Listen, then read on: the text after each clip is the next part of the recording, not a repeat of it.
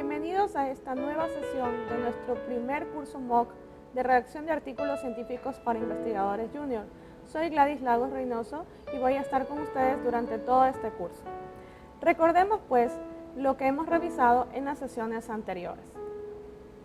Y es que el objetivo del presente curso es contribuir a que la labor de redactar un artículo científico se convierta en un espacio sencillo para la generación y difusión de conocimiento por parte de quien realiza la investigación, con la misión de buscar soluciones a los problemas y que éstas sean conocidas por todos, comunidad científica, docentes, estudiantes, profesionales y la sociedad en general.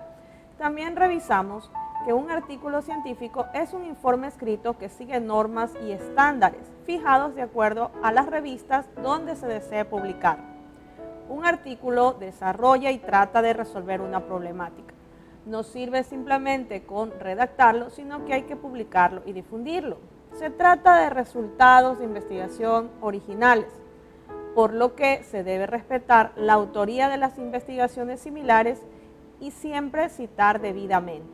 Nunca plagiar. Revisamos también las partes del artículo científico y ya hemos abordado la parte inicial con título, autor, resumen, palabras clave. Hemos revisado el cuerpo del documento con introducción, material y métodos, resultados. Nos toca la parte final de conclusiones, bibliografía o referencias bibliográficas. Asimismo, vamos a revisar brevemente cada una de estas sesiones. En el título hablamos que debe ser muy claro, breve pero conciso. Debe siempre estar traducido a un segundo idioma, por lo menos que normalmente es el inglés.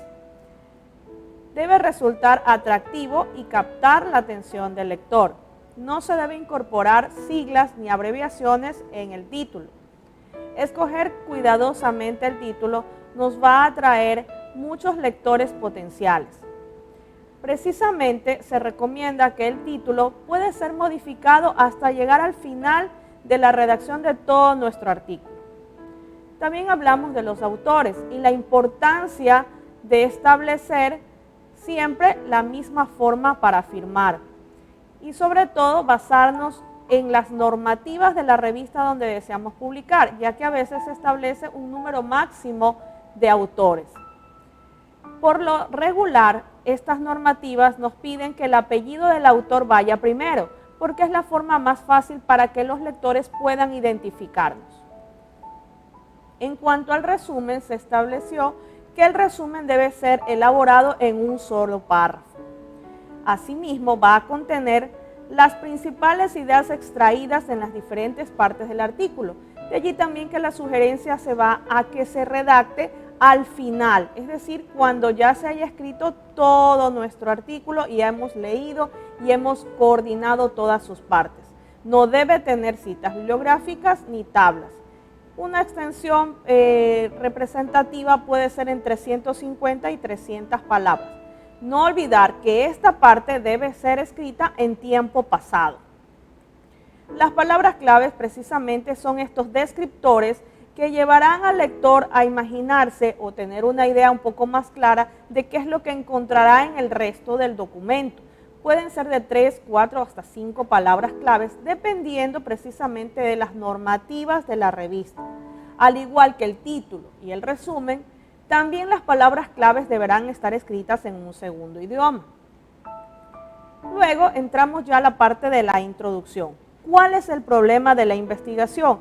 Esta primera parte introductoria es la que va a permitir atrapar al lector, mostrarle que este escritor científico tiene la creatividad, la percepción, la objetividad e ingenio para concretar la naturaleza y el alcance del problema de investigación.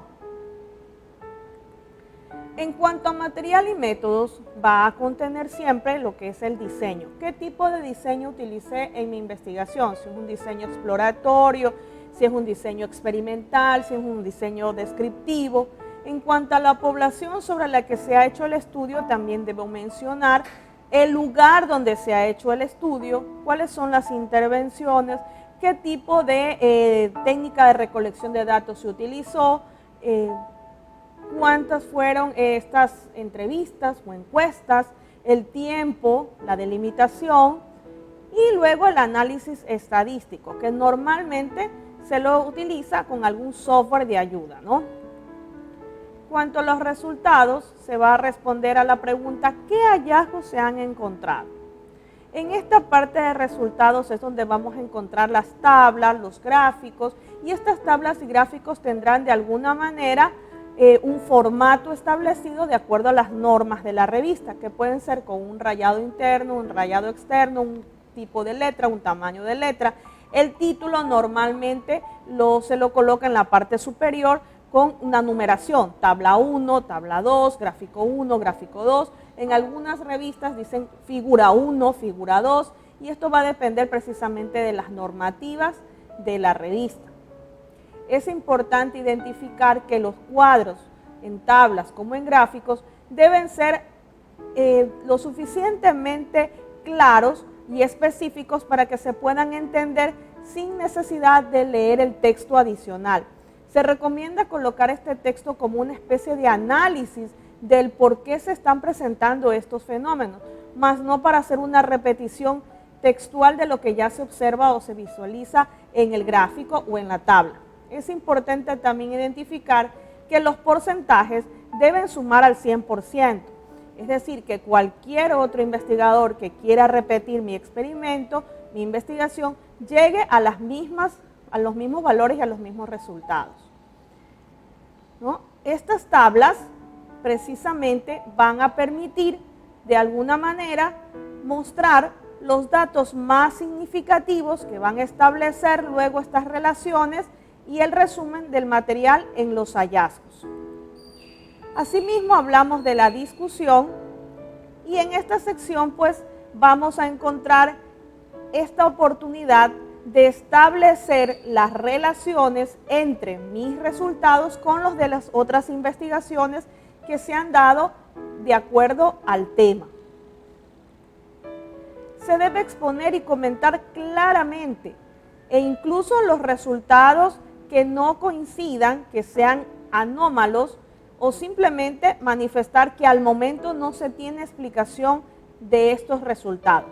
Si no lo hacemos como autores, probablemente otro investigador del mismo tema lo va a comentar, o incluso los pares ciegos o revisores de las revistas van a hacer algún comentario al respecto, y esto pues restará nuestra capacidad de redactar e incluso puede llevarnos a ser rechazado el artículo en la revista.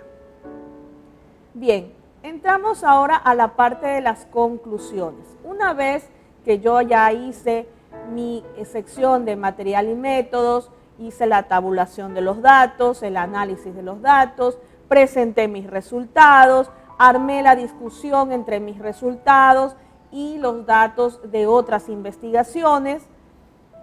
La siguiente sección va a ser la de conclusiones.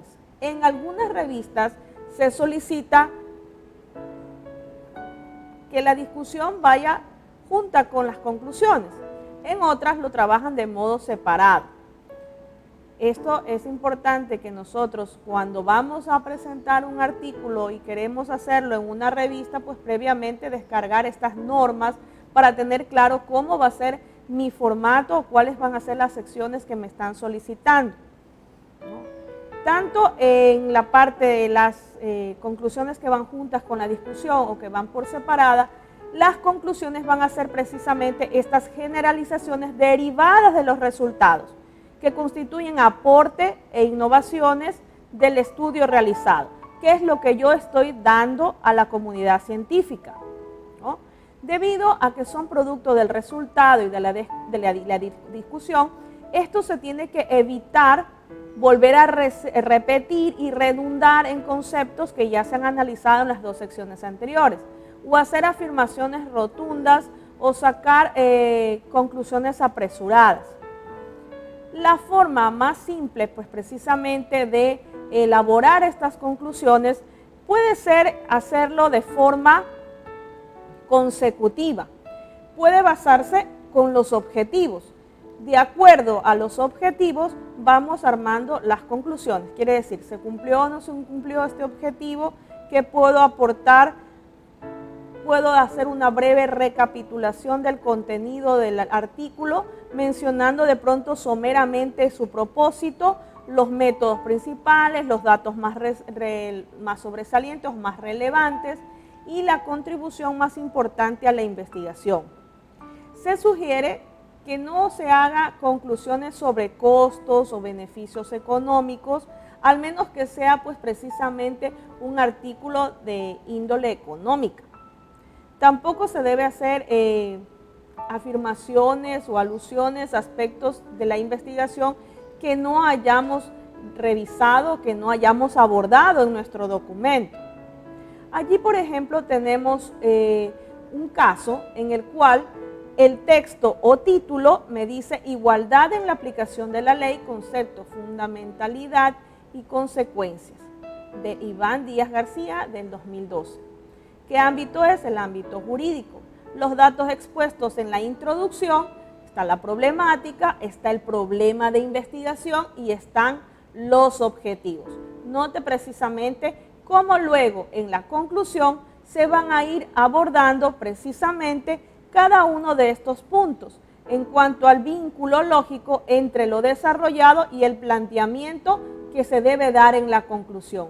La síntesis de los planteamientos desarrollados y cómo esto propicia la conclusión como especie de marcador, ¿no? Entonces observemos cómo cada apartado precisamente contesta a el planteamiento de los objetivos y de la problemática. Asimismo, acá presentamos otro ejemplo cuyo tema dice asociación de la densidad calórica de la leche materna según parámetros antropométricos de las madres y sus hijos, ¿no? De Bruno Guamán del 2016.